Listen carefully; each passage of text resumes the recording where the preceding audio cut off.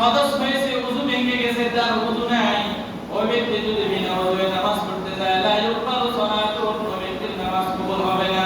মান আহাদাসা হাত্তা তাওয়াদ্দা, যতক্ষণ পর্যন্ত ওই ব্যক্তি ওযু করে আসবে। বিনা ওযু কি হয় না, নামাজ কবুল হয় না। এখন আমরা এবারে চিন্তা করি যে আমাদের ওযু না থাকে, জানিও না নিচ্ছে কি করলাম। قال رسول ارشاد করেন قال رسول الله صلى الله عليه وسلم لا يقبل صلاة بغير طهور ولا يقبل صدقة من غلول। হযরত ইবনে উমর রাদিয়াল্লাহু তাআলা আনহু থেকে বর্ণিত, তিনি বলেন রাসূলুল্লাহ সাল্লাল্লাহু আলাইহি ওয়াসাল্লাম ارشاد করতেছেন, তোমাদের নামাজ কবুল হবে না যতক্ষণ পর্যন্ত আগে তোমরা পবিত্র অর্জন করো। বিগাইরি তুহুর, পবিত্রতা অর্জন ছাড়া কি হয় না, নামাজ হবে না। ওয়ালা সাদাকাতুম মিন গুলুলিন, হারাম উপার্জিত সম্পদ থেকে যদি তুমি সদকা করো, দান খয়রাত করো, আল্লাহ পাক রব্বুল আলামিন তোমার ওই দান খয়রাতকে কবুল করবে না। পবিত্রতা জিনিস ছাড়া দান সদকা আল্লাহ কি করে না, কবুল করে না। তো যেখানে আল্লাহ দান সদকা অর্থ সম্পদের বেলায় হালাল যদি না হয়, কবুল না করে, তো নামাজটা লিওয়াজহিল্লাহ, একবার আল্লাহর জন্য যদি অপবিত্র তুমি থাকো, তোমার নামাজ আল্লাহ কবুল করবে না।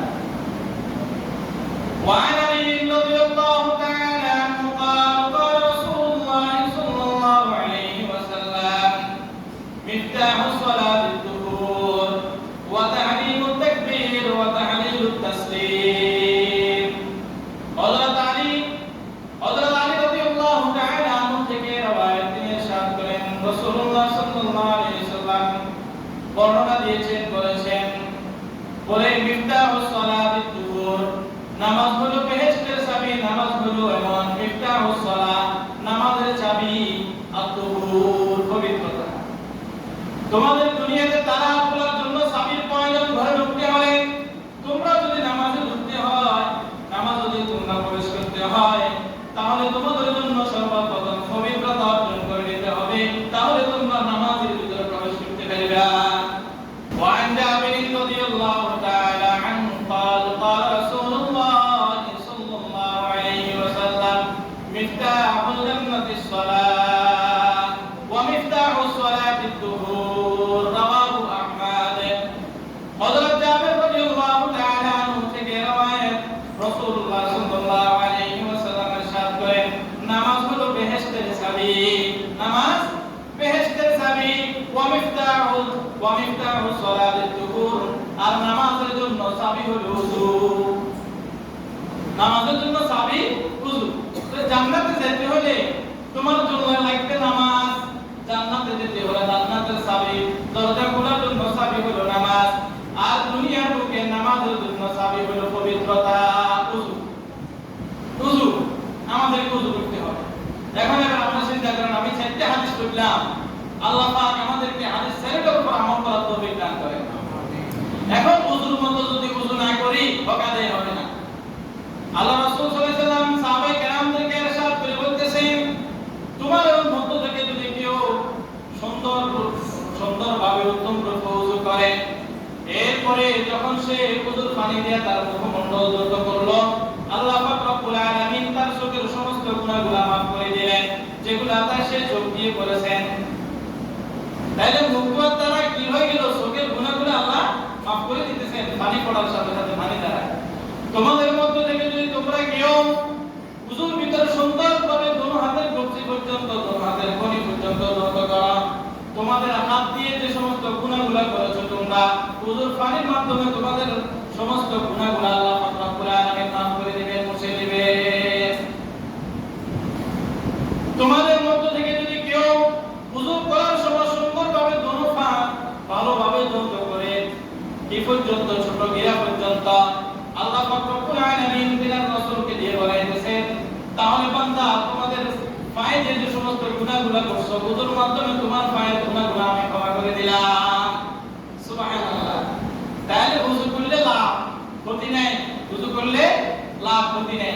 আল্লাহ রাসূল সাল্লাল্লাহু আলাইহি ওয়াসাল্লাম হাদিসের ভিতরে ইরশাদ করতেছেন, কোন ব্যক্তি যদি উত্তম রূপে ভালোভাবে নামাজের উদ্দেশ্যে ঘর থেকে ওযু করে বের হলো, মসজিদ পর্যন্ত আসলো, আল্লাহ পাক রব্বুল আলামিন বলেছেন ওই ব্যক্তির জন্য ফেরেশতারা মাগফিরাতের দোয়া করতে থাকে।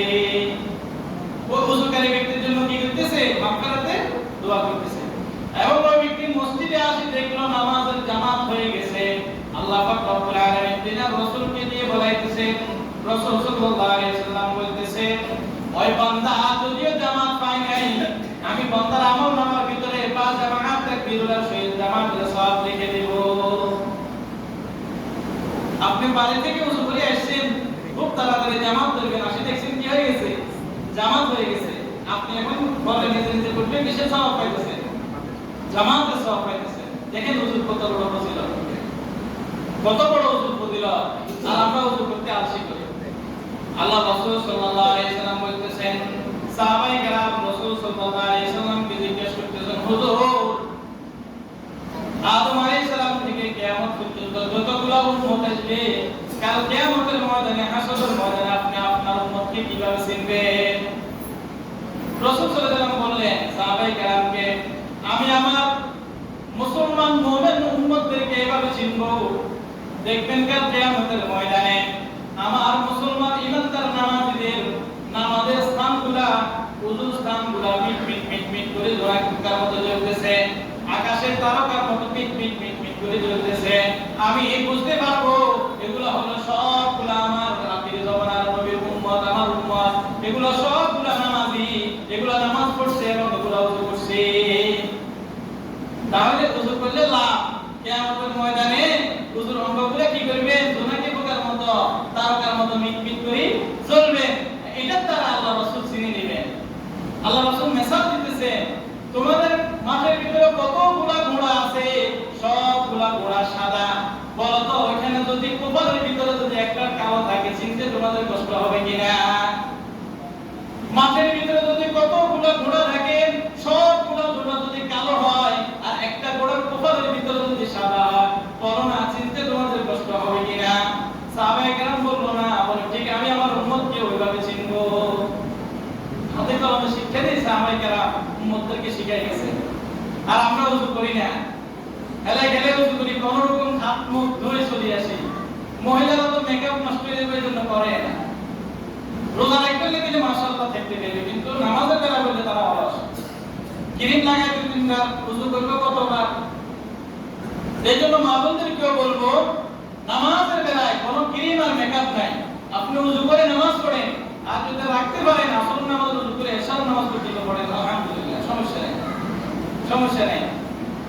আল্লাহ রাসূল সাল্লাল্লাহু আলাইহি ওয়াসাল্লাম হাদিসের ভিতরে ইরশাদ করে বলতেছেন, তোমাদের মধ্যে থেকে যদি এমন কোনো ব্যক্তি কেউ থাকে, সে জানে তার ওযু আছে এবং ওযু করলে আবার কষ্ট হবে, এই কষ্ট জানা সত্ত্বেও যদি ওই ব্যক্তি ওযু করে, আল্লাহ পাক রব্বুল আলামিন বলতেছেন, এরপরে যদি ওই ব্যক্তি দোয়া আছে, একটা দোয়া ওযু করার পরে যদি ওই দোয়াটা পড়ে, দোয়াটা হলো আশহাদু আল্লা ইলাহা ইল্লাল্লাহ ওয়া আশহাদু আন্না মুহাম্মাদান আবদুহু ওয়া রাসূলুহু, এই দোয়াটা যদি পড়ে, তো সুন্দরভাবে ওযু করি, কষ্ট হইতেছে এরপরে ওযু করলো, আল্লাহ পাক, আল্লাহ রাসূল সাল্লাল্লাহু আলাইহি ওয়াসাল্লাম বলেছেন, আমি ওই ব্যক্তির জন্য জান্নাতের 8টা দরজা বরাদ্দ করে দিলাম, জান্নাতের 8টা দরজা বরাদ্দ করে দিলাম।